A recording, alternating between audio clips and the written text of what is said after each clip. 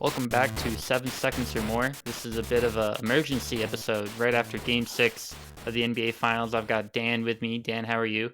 Good. How are you? Thanks for having me again. I always forget to introduce myself, so that is your host, Peter Howarth, as always. But yeah, I'm doing okay. As a Celtics fan, I'm not like throwing that off because I don't know. They just weren't as good. It wasn't like they threw the game out at the end or something like that. So I cannot feel like awful about the way that we played. Yeah. Um, but that being said, I would like to extend congratulations to the Warriors because it is just virtually unprecedented to have an aging core like that hit rock bottom, and then they retooled around that core. They didn't break it up, and then they hit the peak again. I was just going through a couple. The recent Spurs with Duncan, Parker, and Ginobili, they retooled, but they never hit the bottom. They're always competitive. They just there was a lot of great teams. There were the 7 seconds or less Suns. There were the Dirk Mavs, the Kobe Lakers, and then some other competitive teams in there. And Jordan's Bulls, they hit rock bottom, quote unquote, not like number 2 pick bad, but that's because the GOAT retired. That's Michael true. Jordan switched sports, and that's what it took for them. Um, so just amazing work by really everyone in that organization. Bob Myers plugging the right Absolutely. holes. They just found great guys at great values and prices that were so hungry to win and complementary to the existing pieces there. That extends out to Joe Lacob as well, willing to. We talked about it last episode, being able to put the resources into the team, paying the luxury tax, getting in that new Chase Center, and keeping that core intact through 2 lost seasons. I mean, just for you watching it, how does it feel when you watch how this team has changed? You know, there's no Livingston, no Barbosa, Iguodala is not really a factor, but then you have Otto Porter Jr., Gary Yeah. Payton II. Just and they're filling those same roles, those great complementary roles around the big three. Yeah. The roster construction has been amazing, like you said. They're finding ways to fill out the roles that were left absent, and they're taking chances on guys that um, were overlooked before, and they're working out. They're turning out to be great role players. Uh, so yeah, a lot of props to that front office, Bob Myers. Bob Myers does not get the credit. When everyone talks about like the best GMs, it's to a degree Danny Ainge, not really, but it's like Daryl Morey and Sam Presti, Hmm. uh, and to a degree RC Buford, I believe, in San Antonio, and then Pat Riley. But Myers does not get the credit he deserves. I mean, he did not trade Klay Thompson for Kevin Love back in the day. I forgot about that. He sticked with Steph. They got him on a bargain contract. Uh, and honestly, I think what's not being talked about, Kevin Durant should get a ring for doing that sign and trade, He getting did D'Angelo orchestrate that. Russell. Yeah. Yeah, I mean, without Wiggins, I don't know if they win the ring. I don't think they do. I don't. Yeah, definitely not. I mean, he played a big role against Dallas. I mean, the regular season, he played a lot of minutes for them, and it's just a great rotational player. And obviously, Yeah. what he's done the past couple games. But going through Curry, Clay, and Draymond, just some sort of like macro things I've been thinking about after this. For Curry, it was just like a real torrid playoff and finals run. I asked this question on our Instagram poll on if he was a top 10 player ever. I don't think it's too reactionary. I would say he is due to uh, being the best player on a championship team. He did twice. I would say Durant was better the other 2 times, but Hmm. an iconic player, 4-time champion, 2-time MVP, unanimous MVP as well. And this was something I didn't think a lot about. So don't come at me if you disagree with the list. Although if you disagree with the list, let me know. Leave a comment or something. Please interact. um, so most impactful players in the history of the sport. Either this is like they changed the way the game is played, brought more attention to it, just greatness. So if I were to do 4, I did Bill Russell, Michael Jordan, Shaquille O'Neal, and Steph Curry. Um, Russell in terms of greatness and also what he did in terms of civil rights. Mm. Michael Jordan in being greatness personified and being an icon for anyone that grew up then, Yep. and making the game of basketball global, and making it just kind of making it like a bigger presence in terms of marketing and being like an icon like that. Shaq in terms of really dominance, uh, Yep. sort of changing the geometry of the game, very similar to the way Steph did. Yeah, How I you think their gravity is very similar. Yeah, JJ did a great thing saying how Steph is like the sun in the gravity that he encapsulates. And this was something I was talking about when I was watching the game. I was like, I'm more scared of Steph as a passer a lot of the time because he has eyes on the back of his head. He Yep. knows the exact play to make at the right time at his pace. He's just brilliant. And as a finisher, he gets so underrated too. Finish left, right, through anyone. He can blow past guys, and people don't talk about that. They talk about the 3 pointers. Such a great touch around the rim. He, he was able to get past Al Horford. Poor Al. Great series. Great run for him though. I got left on an island. They didn't even help. Like Yeah, they were just watching. they'd have Grant Williams like stuck to Draymond in the corner. I'm like, come on, Yeah. like, can you, or Looney? And I'm like, what are you doing? Like, come over. Yeah. Um, but then Klay, his shooting wasn't always there, as we were just talking about, and his legs kind of seemed a little dead, and he couldn't get the same lift on some Yeah. of the stuff. But and he tried to get into a rhythm, he couldn't quite do that. But Hmm. he still did a great job navigating through screens, and they still had to respect him. And he hit some great tough catch and shoots through contests, and I think what his greatest contribution was in the last 3 games. He was on Jaylen Brown like glue. He took away the right hand and he forced a lot of classic bad Brown passes where he's in the air, throwing it out to someone who's not there, or getting the Yeah. ball ripped from him. Yeah.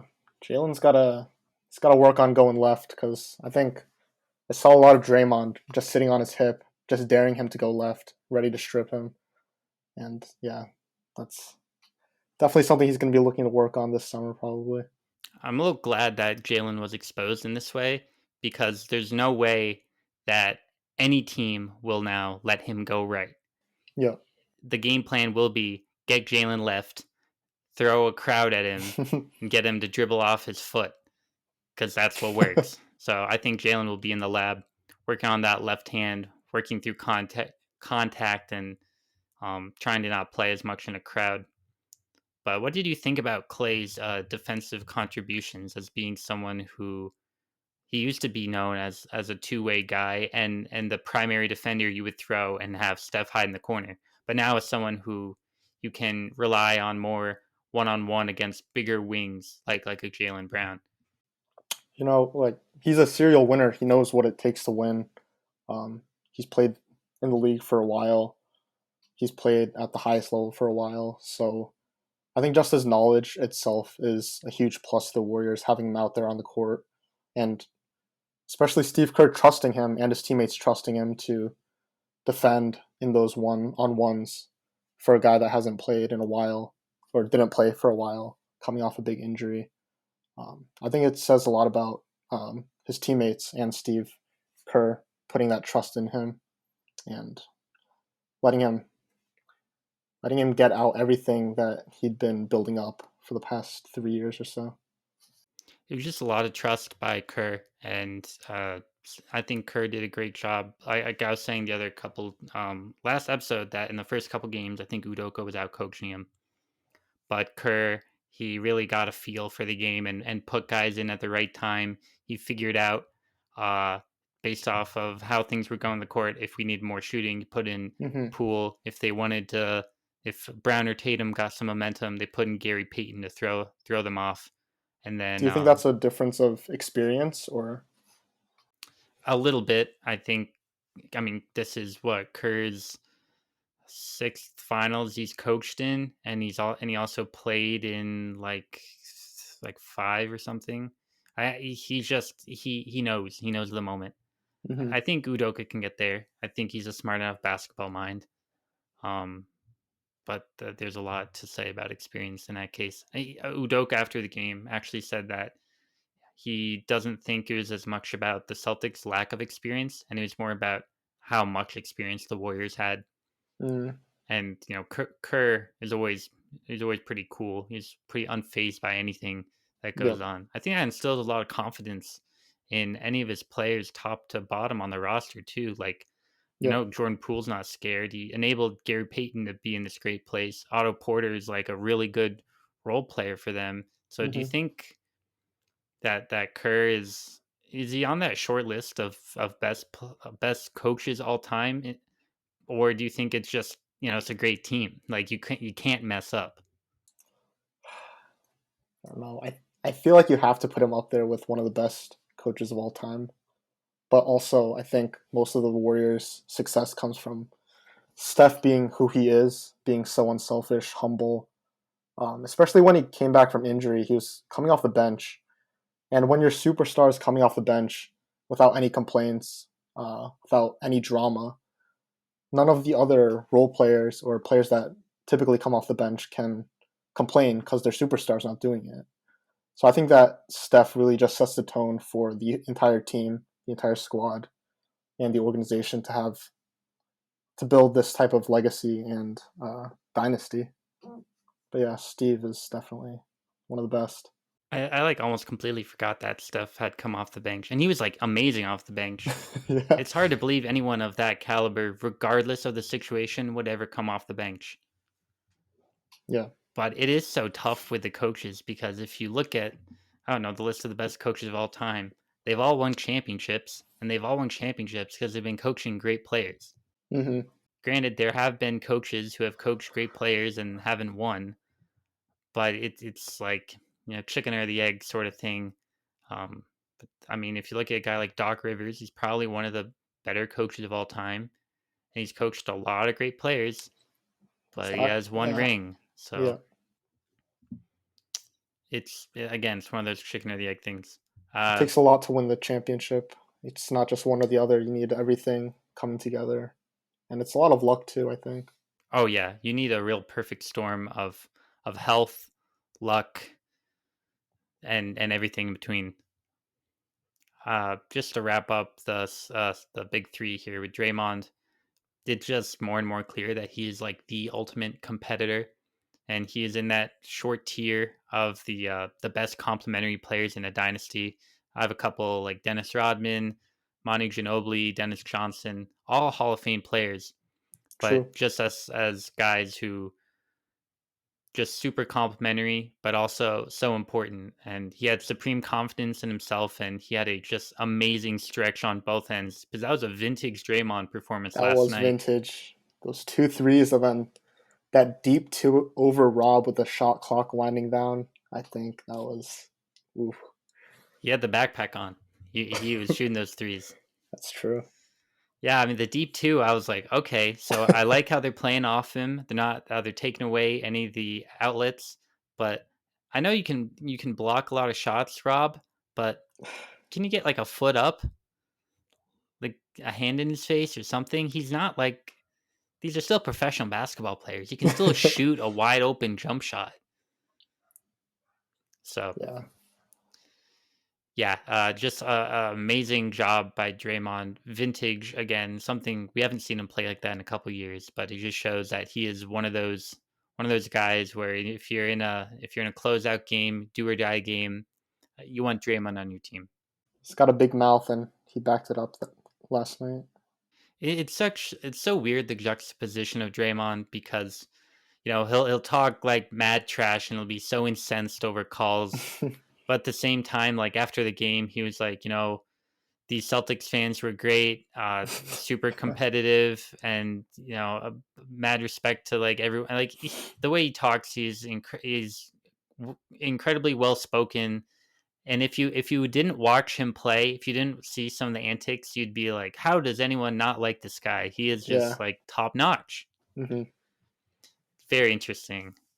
Um, yeah. So right after this break, we're just gonna get started talking about some of the nitty gritty, some of the runs by Boston and Golden State. So we'll do that right after the break. Coming back from the break, just want to talk about how the Celtics started the game because they came out playing great. I mean, they were on a 12-2 run to start. They were playing with a lot of pace. They looked like what the post-January Celtics were doing, and that's why they were playing so well in terms of decisiveness with the ball, quick passing, great shot making, like deep threes from Jaylen Brown and Tatum off the dribble stuff. And they just played with great energy on both ends, played with a lot of purpose. Purpose is sort of a word that kind of resonates with me because it seemed like they had no purpose the rest of the night. Hmm. Also, during that run, the Warriors looked kind of uncomfortable. They couldn't really catch up to what Boston was doing. They were a little step slow on offense. They were forcing some tough stuff on offense, and I didn't really trust the Celtics to keep that lead just because of the way Golden State plays in terms of resilience and going on runs. But it seemed like the way they were playing that they had a firepower and they had the juice to stay in it. But then it was sort of the collapse of all collapses by Boston and just a great stretch by Golden State. And just watching that whole thing, I mean, Ime Udoka called 2 timeouts in like 57 seconds of game time. Just what did it feel for you watching it? Did it just feel like it was over? Because many people waved the white flag online. I saw number one on my Twitter trending was "Congrats to the Warriors." Ooh, gotta stay off Twitter mid game. I'm telling you, mid game like timeout Twitter, it's like really tough. Yeah. But what do you think about that? Because it was just an amazing stretch by Golden State, and as bad as Boston has played in a long time. Yeah, that was a 20 something point run, right, by the They had Warriors. 21 in a row, yeah, 21-0 run. Yeah, I mean, I was pretty neutral. Like I wasn't like rooting for really either team, but I could imagine for Boston fans and for that Boston team, it was pretty demoralizing watching Steph starting to pull up for fun in like early third quarter, whatever that was. But yeah, that like the Boston team just looked a bit shook, especially Tatum. He looks tired in that third quarter. He was resorting to kind of moving towards the corner, and a superstar like him, you got to demand the ball, but he didn't look like he really wanted the ball. I Um, agree with you, and we'll get into more Tatum stuff later because I think there's a lot to talk about there. But it yeah. was just they have a weird body language thing where that this team oftentimes looks very down, and the only ones that look like they have any energy are Al Horford and Marcus Smart. But at the Yeah, I same was gonna time, say this Al. team has been so good in the past couple series of being resilient and Hmm. pulling runs and games out of almost nowhere.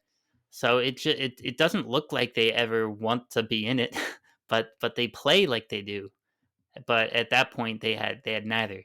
It was sloppy passes, classic Jaylen Brown just throwing the ball away and dribbling off his foot, and then Tatum looking kind of scared and just completely out of it. Hmm. He looked like I don't know. I haven't seen Tatum play that way in a long time in terms of just being completely out of a game. It looked like both physically and mentally that the Wiggins is the Tatum stopper. I think we finally found him. Yeah. Do you think Wiggins is the best defender that Tatum's had to come against? I know Halliburton came on the JJ Redick podcast and touched upon this. Yeah, Tyrese did say it. My guy Tyrese. Your guy Respect to Tyrese. Tyrese. Uh, I'm probably gonna lean into saying yes because for a couple things, I don't think Boston, in terms of their scouting, I don't think they scout Wiggins the same way they scout like a Drew Holiday or even a Yeah. Draymond Green in terms of Hmm. maybe we don't want to go against this guy in this situation. Also Wiggins has nothing to lose. Uh, well, I guess no one has nothing to lose, but Wiggins especially, like he's not scared of getting a couple fouls, quick fouls or anything like that. And Hmm. C, he has so I talked about this last pod. He has so much energy because A, he doesn't need to do everything on offense. Hmm. And B, that's also like no pressure. Like Drew Holiday he took like 20 plus shots every game last round with the Yeah. Bucks. and he was their he had to be their number two guy after Giannis without having Middleton. And I mean, for the Warriors, he ended up being their second best player, but he is probably like fourth in the hierarchy after Steph, Klay, and probably Poole in terms of Yeah, volume scoring. right. He's also like super athletic and Yeah, it's like he just realized that he can grab rebounds like that. I mean, definitely, like you said, it's a shift in what his role is on the team. Like when he was on the Timberwolves, he was obviously one of the primary scoring options, so he wasn't really a rebounder. But now on the Warriors, he's the most athletic guy on that team, and a lot of credit goes to Looney. I think he did a great job of. He got into foul trouble early last in the previous game, but he does a lot of boxing out, and it seems like the Warriors they capitalize on him boxing out and having someone come up through the middle and snagging those boards. And someone that's so athletic like Wiggins, he gets up and it's just he seems very motivated, and it's good to see him play with uh, such intensity, and he really wants those rebounds. Boardman gets paid. he's the real board man. He like 17 rebounds or 16. No, we talked about that last time. But it's amazing for as well as he played. I think a lot of it was Looney coming off the bench because bringing Poole and Looney off the bench ended up being a lethal combination. When they bring Looney in, he's fresh, and B, he's going against Al and Rob, who have been running out a couple minutes, and they play so much that they're Hmm. tired. Looney will bang in the post. He'll put his hip into guys to get offensive rebounds, and then you just have Jordan Poole wide open off these second contests because there was a lot of Jaylen Brown looking around. Marcus Smart, for Yeah. as even though he's the defensive player of the year, he looks around sometimes and he just waits for the rebound or yeah.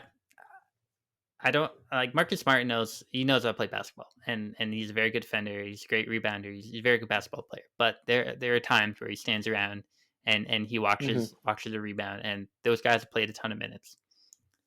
But no, Looney was great. This was something. It's a little corny, so stay with me. But I saw oftentimes that whole Looney thing when they would show the replays of like the pool three, because I would see it usually be Jason or Rob or Marcus waiting for the rebound, and then Wiggins or Looney or Draymond they'd see it coming, they'd get their hips into them, they'd get position, and then they'd go and grab the rebound. And so this is the corny part. I would say if Boston was getting rebounds, then the Warriors were rebounding. If Boston was making plays, then Golden State was playmaking. It just they were like if Boston was playing basketball, then Golden State was hooping. Like they're just playing like that extra 10%. They're playing with more Yeah, effort, with purpose and passion. one step ahead. Got every 50-50 ball. And that's what you need. Yeah, you can't afford to have those lapses in concentration, even if it's for a second, because you know winning is decided on those slight margins, those fine margins. Yeah, I mean there's guess what? There's no game today or tomorrow or for months because and I'm not saying that if Boston dove for a couple more loose balls, or if they jumped a little higher on a couple of rebounds, that they were going to win the game. Hmm. But they didn't seem like they were playing with that intensity or that mindset either. I have a whole list of stats here I want to go through, just some ugly stats and Have at that I it. think are kind of indicative of the game. And if you didn't catch the game, well, this is really all you need to hear. And if you hear these stats, it makes sense why the Warriors won the title. At the half, the Boston bench, which was Derek White, Grant Williams, Payne Pritchard, they had 2 points off 1 of 9 shooting, 0 of 5 from three, and they were combined minus 67 in plus minus. That's from StatMuse. Wow. And this from Tim Bontemps, NBA writer. With 2:39 left in the first half, the Warriors were up by 18. Boston was shooting 3 of 14 from three. They had 11 turnovers, and they were losing 15-2 in bench scoring. They just had no answer outside of the starting five. They would try start of the second quarter, they put Peyton Pritchard in, and they had Tatum out, and they looked awful. And those two quick timeouts, and guess what? Starting five is back in for Boston.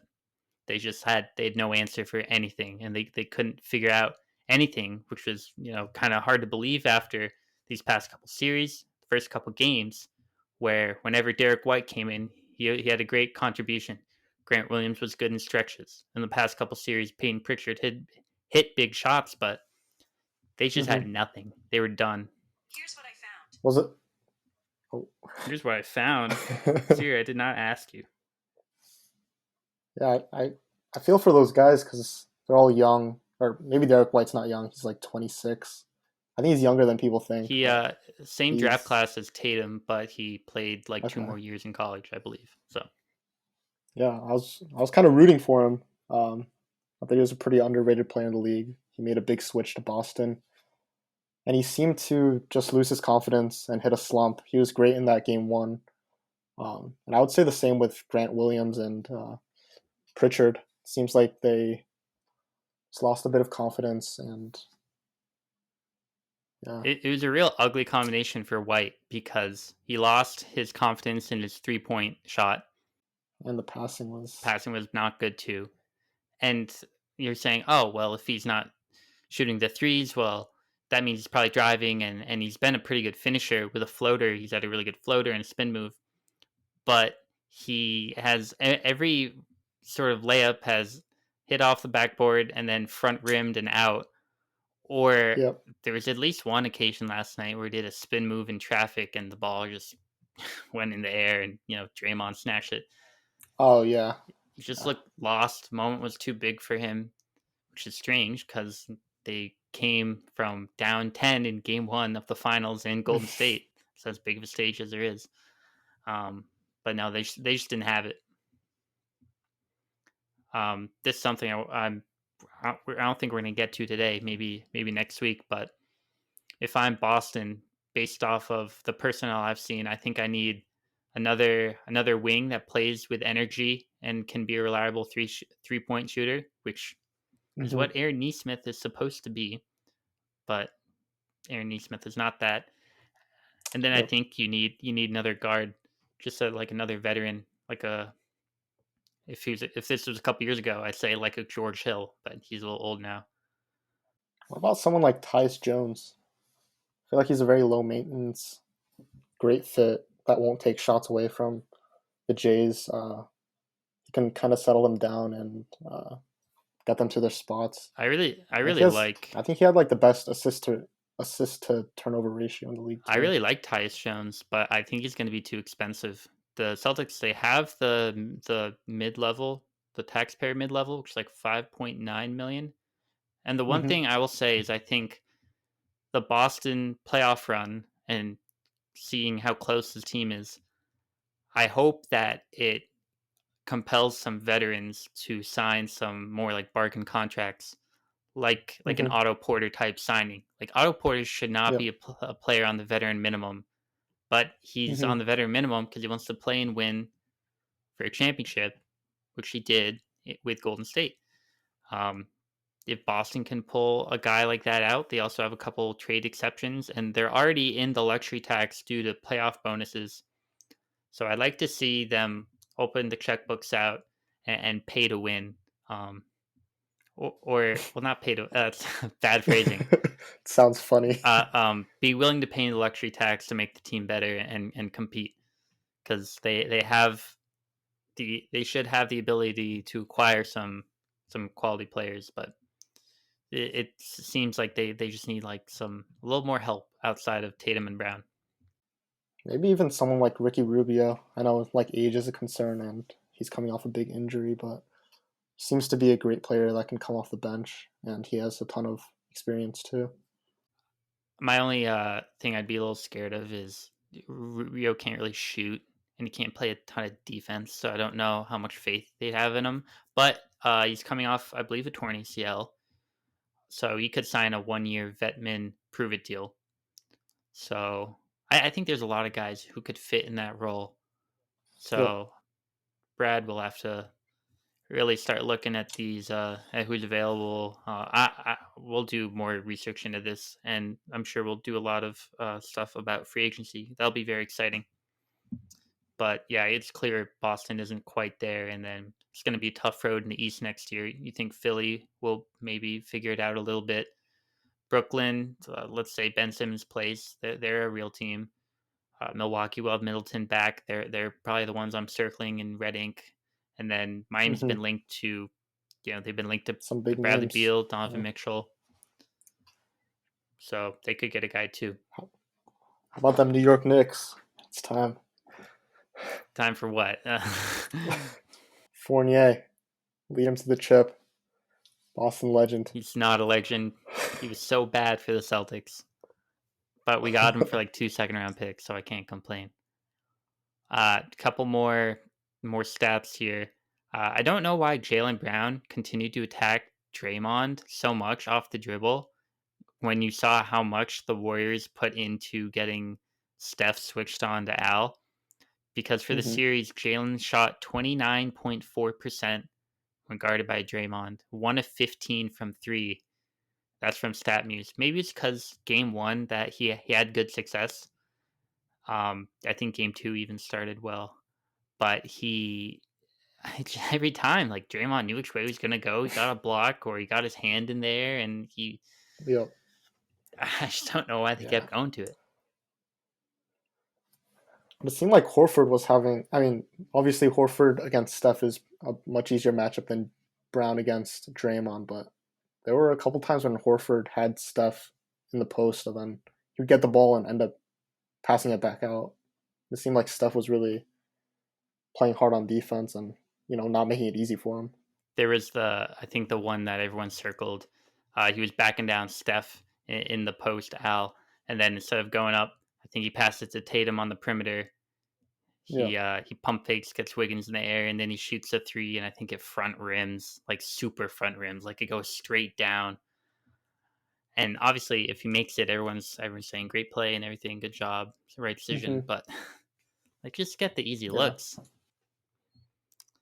Um, but sort of to recap what was going on in the game, this was something Eddie House, Celtics legend, he was saying at halftime that Jalen and Jayson and Steph and Klay, they both combined for the same shooting from the field. They were both combined to be 10 of 21. But Golden State had great contributions from Draymond, Poole, and Porter in terms of scoring, and Boston didn't have anything. And then the second half, Tatum Mm, disappeared. So as much as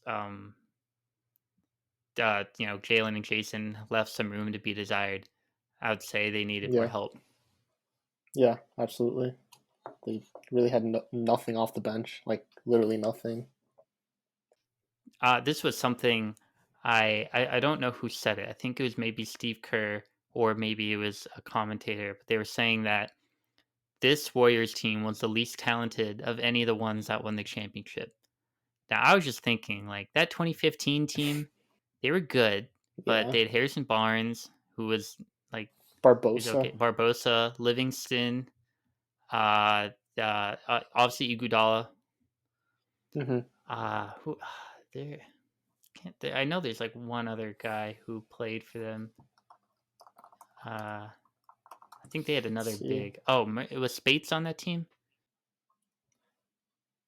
Um, yeah, Spates was I on that knew. team. They also had the old Verjao. Oh right, he was gonna get a ring whatever team won because he was on the Cavs Ian earlier. Clark, Bogut. Yeah. Yeah, I just feel like this team was more talented. Like I think Steph is better than he was then. Klay might be worse. Draymond's probably like the same. Looney and Hmm. Bogut are kind of a wash. Wiggins is maybe as good as Iguodala was then, and then Yeah, and that's then fair. Poole was better than Livingston probably. And then they had Moody and Kaminga didn't even play. Toscano Anderson. Hmm. Otto Porter was also very very good for Golden State. Very good. I don't know. I feel like this team is more talented than that team. Yeah, I think they had more depth. Maybe not like individual talent wise, maybe they don't match up as well, but just in terms of depth, I think it all evened out, and maybe this team edged that 2015 team. A little weird aside, but I was just it was in my brain. I Yeah. was like, that doesn't add up for me. Let's just wrap it up quickly. I want to talk about Tatum. We were saying I thought it was a little weird. They didn't really run any plays for him. He was standing in the corner a lot, and then the one time was they it was a driving kick to Tatum. He was in the short corner. He like he was kind of open for a three. He didn't take it, and then he steps Hmm. out of bounds. Yep. He just didn't know what to do with it. He didn't know what he wanted to do, and he didn't take the initiative in trying to get to it. And this was weird because he didn't live up to the moment because he really did against Durant and Giannis and Jimmy, and he always seemed to have a sense for the moment and in terms of Yep. legacy. I mean, he played great with Team USA in the gold medal game, and he's played Hmm. great in these closeout games. We referenced it in a TikTok we made yesterday. Granted, that kind of aged poorly, but in my defense, I will say that it was an observation of the stats, Yep. Absolutely. and uh, it was not a prediction that he's going to play great or anything. Grant, it still aged Hmm. poorly, but yeah, he didn't have the sense for a moment, which I have not seen out of him. And even as a rookie in the playoffs against LeBron, deep in that 2018 playoffs, he had a sense for the moment, but he just didn't last night. Mm. Yeah. Do you think it was like more of a mental block, something that he needs to figure out in this off season, or? I think they did a great job of figuring out what he likes to do, and Wiggins took that away. And I think he's super mentally and physically fatigued. This is Yeah. not an excuse. Again, I'd like to clarify, I'm not excusing these guys, but Yep. here's some interesting stats. The minutes played over the last 3 seasons. Tatum is first in minutes played. Jalen Brown's 10th. Marcus Smart's 20th. That's from Ryan Bernardoni on Twitter. And also, these last 3 NBA seasons have been some of the quickest seasons in terms of succession because due to the Hmm. bubble, the 2020 season ended around like September, I think, and Boston played through the Eastern Conference Finals. And then the 2021 season ended it later last year. It was like late June or early July, I think. And Boston, they lost in the first round, but yes, they still played in the playoffs. And then Tatum played in the Olympics through the gold medal game, which is as much as you could play, and somewhat unrelated, Tatum had COVID last year. Yeah. True. Oh yeah. And then this season, it started on time, but still a quick turnaround from the Olympics to the season. And Tatum played through Game 6 of the finals as the high volume number one option. So Hmm. it's a lot of minutes for a young guy, and it's just a lot to handle. I think Jayson Tatum can handle it. I think he can be that guy. But when he started to miss multiple free throws in one trip, when he was airballing or front like super badly front rimming like multiple Yeah. shots in one game, like more than one, then it just seemed like I don't think there's anything wrong with him. I think the shoulder is okay, Hmm. but he just Yeah. looked super exhausted and worn. And but do you think Tatum can still be that guy? Do you think he can lead and be the number one guy on a championship team? I mean, he very nearly was. But do you Yeah. think he can go over that hump? Because it's like you were saying, it's super hard to get to the championship, super hard to Hmm. get over that hump. Yeah. I I absolutely think that he can. Um, I woke up to a lot of JT slander this A lot morning, of and JT. even last night after the game, a lot criticizing his handle. Same with JB, and I think we have to get over the fact that their handle is probably just what it is at this point. Like it's not going to get massively better. And I think the main thing that we can't ignore for Tatum is that he had to do a lot more on defense against Golden State, tracking Curry for like pre-switches, switches. Um, and then when he had to initiate offense, he had Wiggins in front of him, Dre as the help defender. And I think people are underestimating how good of a defense that Golden State was against the Celtics, and just putting it more on the Celtics guys for quote unquote not showing up or uh, not playing well. But I think a lot of credit goes to that defense. And I think Tatum, if it wasn't against the Warriors in this finals, I think he would have had a better series just because the way the Warriors move off ball so quick, so many switches, and all the screens. It's tiresome for any player. And it would have been the same for Giannis, Jimmy Butler, any of those other superstars that people talk about. It's so physically and mentally exhausting too because you track a guy all the way through a screen and it looks Yeah, like he's gonna shoot and you get a contestant like, oh wow, like I did my job, and then it's a pump just fake. teleports. Steph Yeah, just steps to the side. It's a wide open three, and of course it's in. yeah, And I think we were saying earlier that they a couple times in the second half they were tracking and doing super well through the whole possession through like 23 seconds, and then you there'd be like a Wiggins contested three or a Steph immediately hmm off a screen or a Draymond shot and it go in, and it just when you put in that much effort, it's just drained. it Yep. just it's just a lot. It's a real backbreaker as a fan and obviously as a player. Here's if you're a Celtics fan and you are worried about Tatum and Brown, here's some quick stuff. These are the ages of these players when they won their first championship. Steph, he was 26. LeBron, he was 27, and Durant was 28. And for some context, Tatum and Brown are 24 and 25.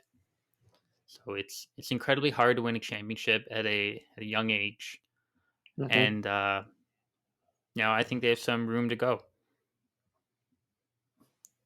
Yeah, I think a lot of people are all doom and gloom, and although I don't think it's like as clear cut, black and white, saying that oh the Celtics are going to be back up here, because like we said before, a lot has to go in the right direction for a team to get up here.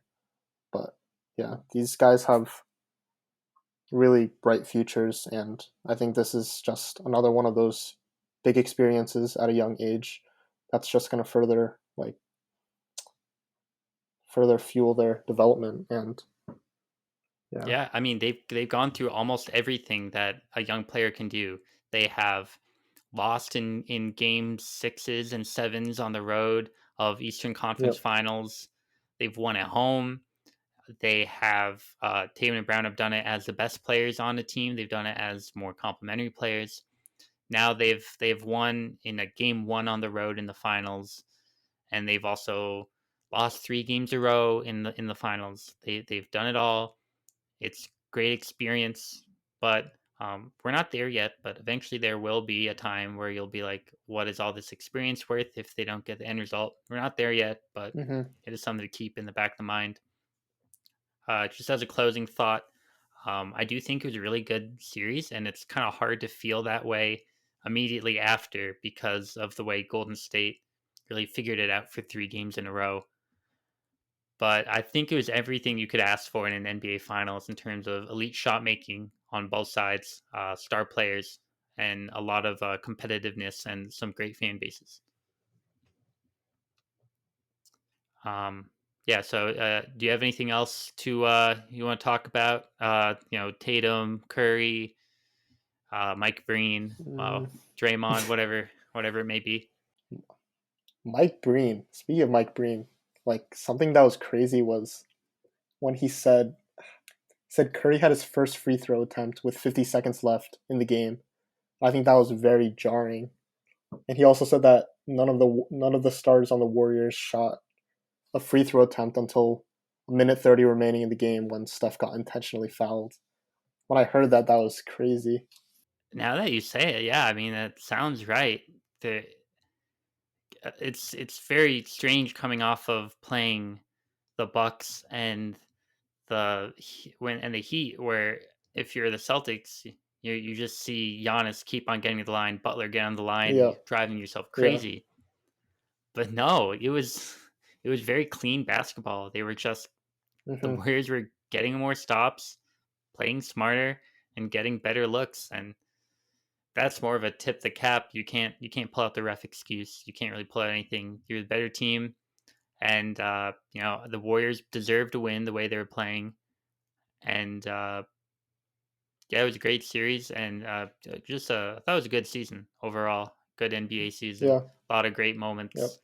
Uh, although I don't know if you saw this, it was a couple weeks ago that someone was like starting to forecast this, but the I believe it's the All Star Game MVP on Team LeBron for the past 4 years has won the finals, The All-Star and they've won the MVP Finals on Team MVP. LeBron. Hmm. So it started with Kawhi with the Raptors, Okay. then LeBron himself in the bubble, then Giannis last year, and now Giannis. Steph this year. Wow. So So this is all LeBron's doing. another win for LeBron, Le Commissioner. the commissioner. He I don't know. I think Tatum should call up LeBron and say, "Hey, pick me first next year. If he wants to win a ring, that's what you need to do." Maybe. So that's all we got for now. We will come at you early next week with we'll be back with Garrett and Duncan with some thoughts, a little more wrap up of this series, and then some NBA draft stuff. Are you excited for the draft, Dan?